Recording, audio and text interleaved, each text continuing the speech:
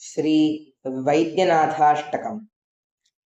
श्रीरामः सौमित्रिजटायुवेद षडाननादित्यकुजार्चिताय श्रीनीलकण्ठाय दयामयाय श्रीवैद्यनाथाय नमः शिवाय।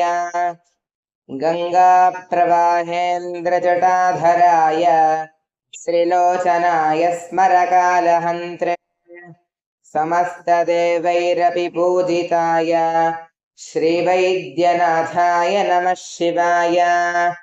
भक्तप्रियाय त्रिपुरान्तकाय पुनाकिने दुष्टहराय नित्यम् प्रत्यक्षलीलाय मनुष्यलोके श्रीवैद्यनाथाय नमः शिवाय।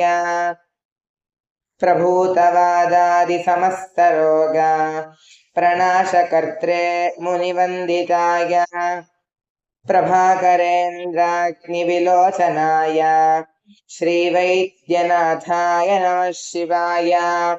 वाक्श्रोत्रनेत्राग्निविहीनजन्तोः वाक्श्रोत्रनेत्राग्निसुखप्रदाय कृष्टादि सर्वोन्नतरोगहन्त्रे श्रीवैद्यनाथाय नमः शिवाय।